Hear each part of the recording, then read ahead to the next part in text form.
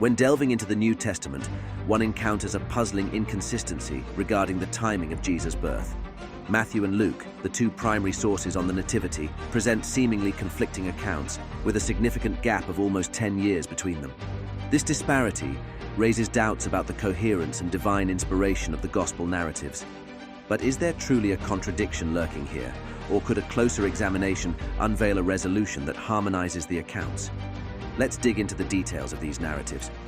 In Matthew's Gospel, the birth of Jesus is linked to the reign of King Herod, who passed away in 4 BC. This provides a clear temporal marker for the Nativity. However, Luke's Gospel introduces a different backdrop, situating Jesus' birth within the context of a census overseen by the Roman governor Quirinius in 6 AD, a decade after Herod's death. The administration of this census is chronicled by the Jewish historian Josephus in his work, Antiquities of the Jews. So, when exactly was Jesus born? 4 BC or 6 AD? Curiously, this supposed contradiction pivots on a lone sentence within a single chapter, disregarding the rich tapestry woven by adjacent passages. If those raising this issue had only probed deeper into the Gospel of Luke, they would have unearthed a straightforward solution. The first chapters of Luke tell the story of Zachariah and his wife Elizabeth, John the Baptist's parents, detailing the miraculous events preceding John's birth. In the moment of divine revelation, the angel of the Lord appeared to Zachariah, announcing that Elizabeth would bear him a son. These divine encounters and miraculous events transpire during the reign of King Herod, before his death in 4 BC. Later passages recount the angel Gabriel visiting a virgin named Mary in the town of Galilee.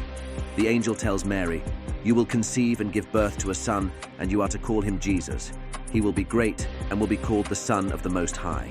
These events are said to have occurred within 6 months of each other, situating Luke's account of Jesus' conception firmly within the reign of King Herod, not in 6 AD as critics suggest.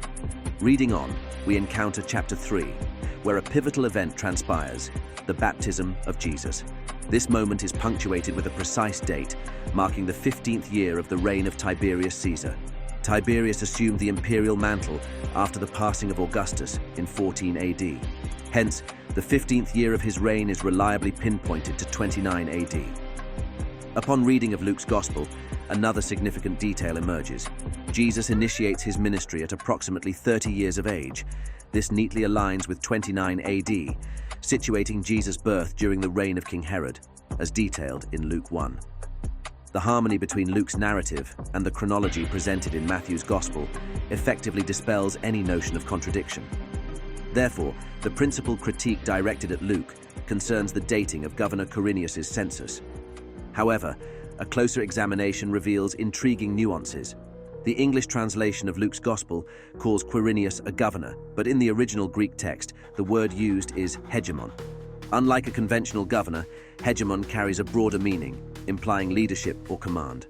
Consider Pontius Pilate. Despite serving as a prefect of Judea, he too was bestowed with the title of hegemon. This term transcends mere governance, encompassing a spectrum of meanings beyond the traditional confines of a governor's role. Historian Josephus offers additional insight into Quirinius, portraying him as a figure who traversed diverse magisterial positions, eventually achieving the esteemed rank of consul. This extensive resume indicates that Quirinius occupied numerous positions before assuming the governorship of Syria.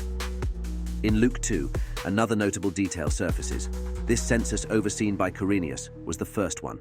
This suggests that while there have been other censuses conducted, the one specified by Luke inaugurated such undertakings during Quirinius' tenure as a hegemon.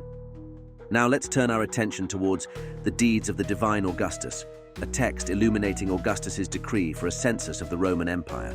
The text doesn't specify the exact timing of the decree, but historical evidence suggests it occurred between 23 and 14 BC, supported by Agrippa's authority over the eastern provinces, including Syria, during that period. As such, it becomes evident that the census was set into motion prior to King Herod's passing in 4 BC.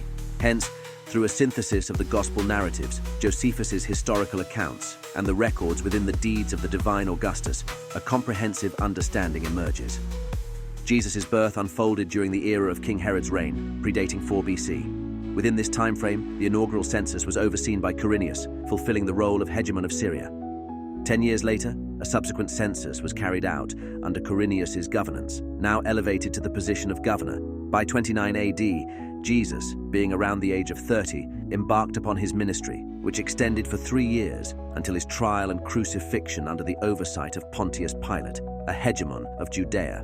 A lucid resolution can therefore be given to this objection, harmonizing the gospel accounts and aligning them with historical evidence. A true contradiction would have to be found in the teachings, not historical events.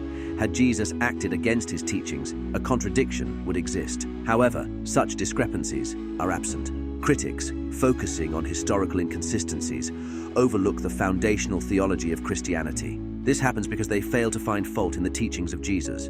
His life reflected his teachings, and his teachings shaped his life.